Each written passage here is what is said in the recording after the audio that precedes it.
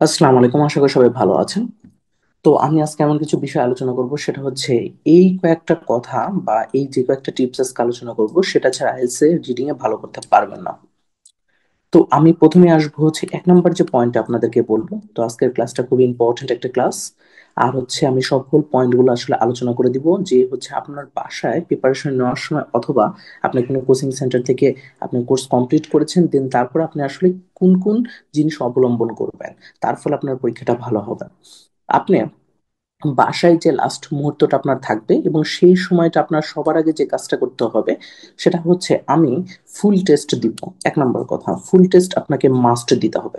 যেরকম আপনি এখানে কি করবেন, সময় ধরে ফুল টেস্ট দিবেন, তাহলে আপনাকে কি করতে হবে, সময় ধরে ফুল টেস্ট দিতে হবে। মানে 1 ঘন্টার মধ্যে আপনাকে এই যে ধরেন আমার এই প্যাসেজটা আমি করব, তো এই প্যাসেজটা হচ্ছে আমি 1 ঘন্টা সময়ের মধ্যে পুরো প্যাসেজের হচ্ছে আমি এইটা করে ফেলবো। হচ্ছে আমার এটা করতে সময় দিবে হচ্ছে 20 মিনিটস, আমি এটা 20 মিনিটে না করে আমি এটা কমপ্লিট করব হচ্ছে মাত্র 15 মিনিটে।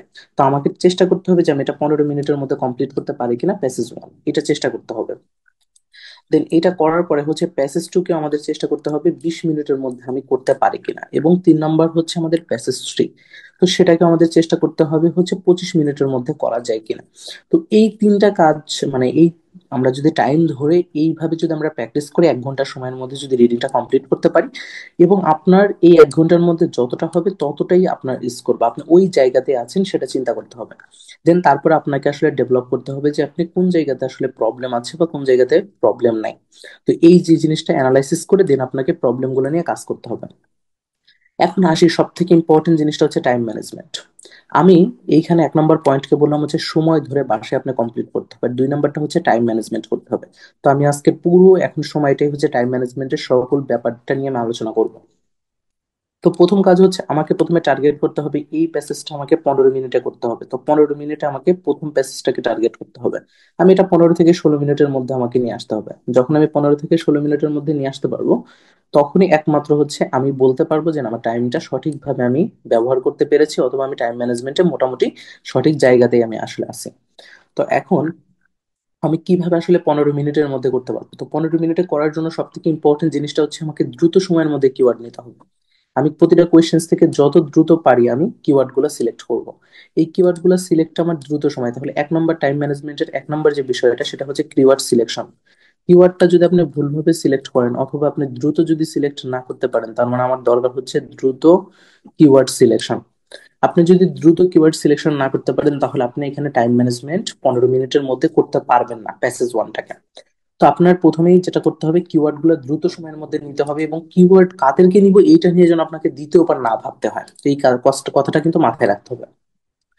2 নম্বর কাজও হচ্ছে প্রেডিকশন। 2 নম্বরটা হচ্ছে প্রেডিকশন। তাহলে 1 নম্বরটা ছিল দ্রুত কিওয়ার্ড নেওয়া, 2 নম্বরটা হচ্ছে প্রেডিকশন করা। প্রেডিকশনটা আপনাকে করতে হবে খুব দ্রুত। কিভাবে প্রেডিকশন করে, যেরকম এখানে একটা স্ট্রবেরিস আছে, এখানে একটা হার্বস আছে, তার মানে এখানে অ্যান্ড আছে, 100 এই রিলেটেড কোন একটা কিছু এখানে বসবে, এটা বোঝা যাচ্ছে। তারপরে এখানে ইন আছে, আমি প্রিপোজিশন দিয়ে প্রেডিকশনটা করবেই হচ্ছে, আমি বলি প্রেডিকশনকে বলি প্রিপোজিশন দ্বারা করতে হয়। তো আপনি যদি প্রিপোজিশনের অ্যানালাইসিস বোঝেন, আপনি যদি প্যারাফ্রেজিং ওয়ার্ড বোঝেন, তাহলে আপনি প্রেডিকশন করতে পারবেন। 100 প্রেডিকশন আপনি দ্রুত সময়ের মধ্যে করতে পারবেন। যেরকম ইন ওয়েট, ওয়েটটা কতটার ভিতরে ছিল, তাহলে ফুডস এন্ড ভেজিটেবল কিওয়ার্ড নেওয়ার সাথে সাথে আমি ইন ওয়েটস, ওয়েটটা কত ভিতরে আছে তাহলে বুঝে যাব। এবং এইটা কোন একটা নাম্বার বসবে, কারণ উপরে একটা নাম্বার আছে, তাহলে এখানে কোন একটা নাম্বার বসতে পারে। তো আমি এইভাবে জাস্ট যখন আমি প্রেডিকশন খুব দ্রুত সময়ের মধ্যে করে ফেলতে পারবো, তখন আমার অ্যান্সার বের করার মানে খুবই অল্প সময়ের মধ্যে অ্যান্সার বের করার পক্ষে আমি চলে যেতে পারবো। এখন আসি হচ্ছে 3 নাম্বারটা।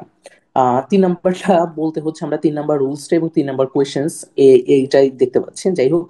তো এখন কথা হচ্ছে এই যে 3 নাম্বার যে টিপসটা, সেটাও আমাদের খুবই দ্রুত সময়ের মধ্যে করতে হবে। তাহলে 3 নাম্বার টিপসটা হচ্ছে কি আসলে, আমরা 1 নাম্বারটা দেখলাম দ্রুত কিওয়ার্ড, 2 নাম্বারটা দেখলাম হচ্ছে প্রেডিকশনটা দ্রুত করতে হবে, আর 3 নাম্বার কোয়েশ্চেন্সটা হচ্ছে আমার কোয়েশ্চেন্সের সিলেকশন করা।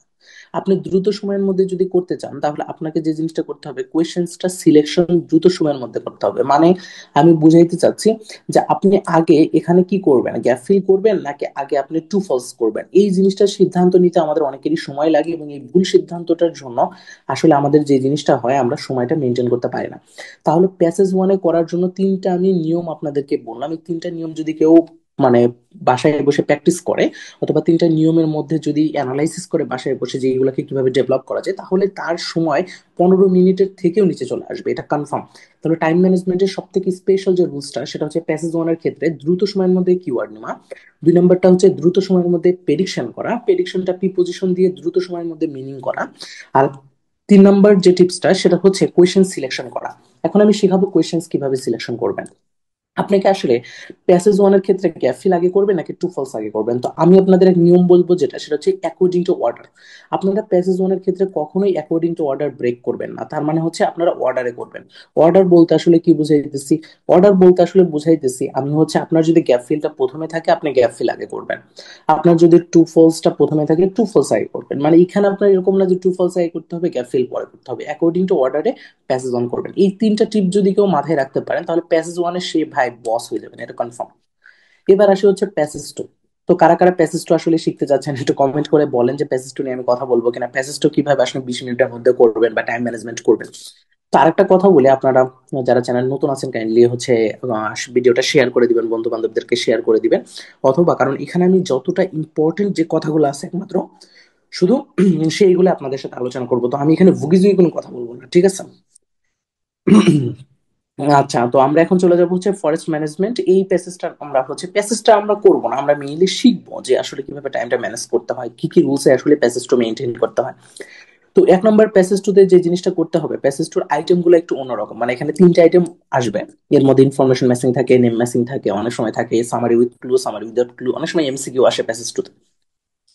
তো আমার এখান থেকে 3টা কোয়েশ্চেন্স আইটেম আসে, তো আমাকে যেটা করতে হবে, আগে কোশ্চেন সিলেকশন করতে হবে, কিউএস, কোশ্চেন সিলেকশন।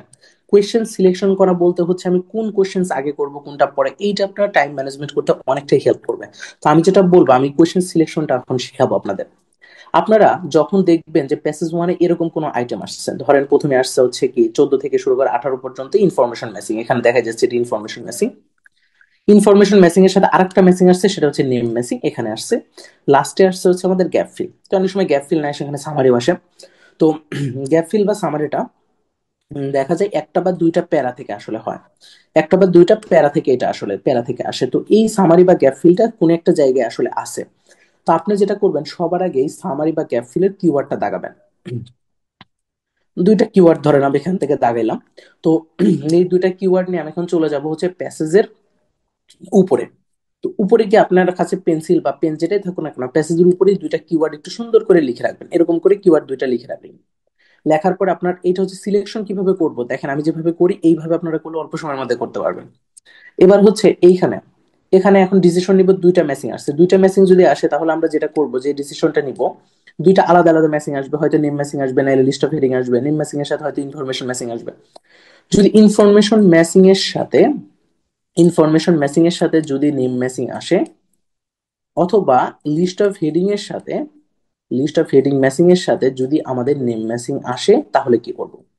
আপনার যদি লিস্ট অফ হেডিং এর সাথে হোক, অথবা আপনার ইনফরমেশন ম্যাচিং এর সাথে হোক, যেটাই হোক না কেন, এই নেম ম্যাচিং এর নেম গুলাকে আগে দাগায় ফেলবেন। এই নেম গুলা আপনি প্যাসেজ থেকে আগে দাগায় ফেলানোর জন্য আপনি কি করবেন, এই উপরে এই নেম গুলা একটু লিখে রাখবেন। ধরেন 3টা নাম আসলো বা 4টা নাম আসলো, উপরে একটু নামগুলা লিখে রাখলেন। লিখে রাখার পরে ছোট্ট করে লিখে রাখলেন।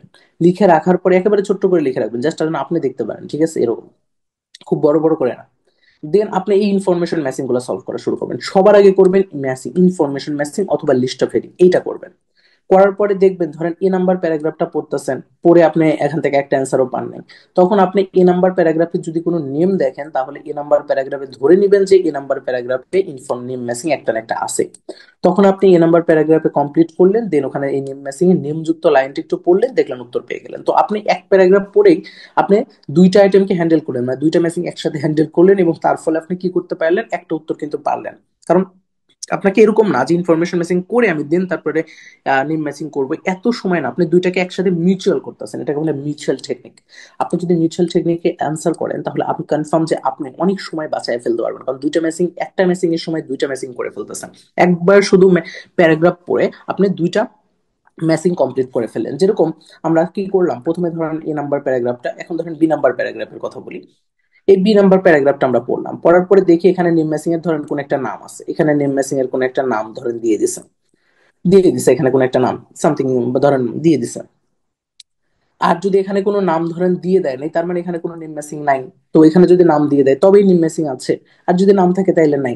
যদি নেম ম্যাচিং না থাকে তাহলে এখানে ইনফরমেশন ম্যাচিং এর জন্য খুব ভালো করে পড়েন, দেখেন ইনফরমেশন ম্যাচিং এর একটা উত্তর শেষ।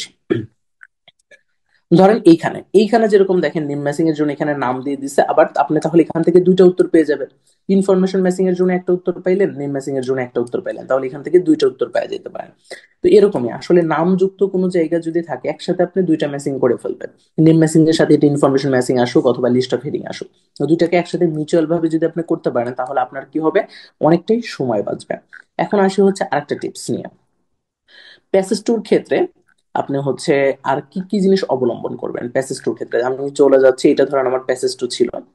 তো এইটাই যেরকম কোশ্চেন আইটেম গুলো আছে, আপনি সবার আগে যে জিনিসটা করবেন সময়টা মেনটেন করার জন্য কোয়েশ্চেন্স গুলার বাংলা মিনিং খুব সুন্দর করে করবেন। তাহলে 2 নম্বর টিপসটা হচ্ছে কি, 2 নম্বর টিপসটা যদি আমি বলি আপনাদের, সেটা হচ্ছে কোয়েশ্চেন্স এর বাংলা মিনিং অথবা কোয়েশ্চেন্স এর কিওয়ার্ড অথবা মিনিং খুব ভালো করে করবেন।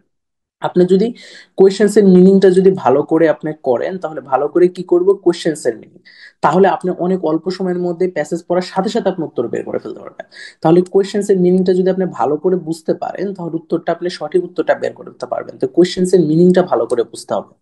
আর 3 নম্বর যে টিপসটা, সেটা সব থেকে অথেন্টিক এবং সব থেকে সুন্দর টিপস, সেটা হচ্ছে আপনি প্যাসেজের প্রথম 2 লাইন এবং শেষ 2 লাইন পড়ে পড়ে ম্যাচিং সলভ করতে পারবেন। প্রথম এবং শেষ 2 লাইন, আমি সেটাই বলবো যে প্রথম 2 লাইন আর হচ্ছে শেষ 2 লাইন, এইটা পড়বেন। এবং সাথে হচ্ছে আপনি যদি কোনো ধরনের কিওয়ার্ডের মানে আপনি যেগুলোকে কিওয়ার্ড নিয়েছেন সেই কিওয়ার্ড গুলোর যদি কোনো সিনোনিম দেখেন, তাহলে বুঝবেন ভাই এখানে উত্তর আছে। আপনি যদি প্রথম 2 লাইন বা শেষ 2 লাইন অথবা মিডিলে কোনো হাইপেন বা ক্লোন আছে, তাহলে আপনি ওই লাইনগুলো পড়ে আপনি দেখবেন যে ওইখানে কোনো সিনোনিম আছে কিনা। আপনি যদি দেখেন যে আপনার দুইটা বা তিনটা কিওয়ার্ডের সিনোনিম মিলে গেছে কোন একটা কোয়েশ্চেন্সে অথবা কোন একটা স্টেটমেন্টের দুইটা বা তিনটা সিনোনিম মিলে গেছে, সাথে সাথে আপনি কি করবেন সেটা উত্তর দিয়ে দিবেন। আপনি আর লং টাইম সেটা নিয়ে অ্যানালাইসিস করবেন না। তো এইটা আপনার কি করবেন, ম্যাচিং গুলোকে খুব দ্রুত সময়ে উত্তর করতে আপনাকে হেল্প করবে। তো এই যদি এই 3টা কাজ আপনি করতে পারেন, তাহলে প্যাসেজ টোর যে আইটেমে আপনার আসুক না কেন আপনি কিন্তু সলভ করতে পারবেন খুবই দ্রুত সময়ের মধ্যে। এখন আসি প্যাসেজ 3। প্যাসেজ 3 দ্রুত সময়ের মধ্যে করতে আসলে কি করা লাগবে সেইটা নিয়ে আমি পুরো একটা ভিডিও বানাবো, কারণ প্যাসেজ 3টা দ্রুত সময়ে করার জন্য কয়েকটা টেকনিক আছে। রিভার্স টেকনিক ইউজ করতে হয়, এন্ড সেখানে হচ্ছে আরো কিছু করতে হয়, মিউচুয়াল টেকনিক ইউজ করতে হয়, আরো নতুন কিছু টেকনিক এখানে অ্যাপ্লাই করতে হয়। তো আমি সেটা আপনাদেরকে শিখাবো। যদি আপনাদের দেখে এই ভিডিওতে অনেক বেশি ইন্টারেস্ট আছে, আপনারা চাচ্ছেন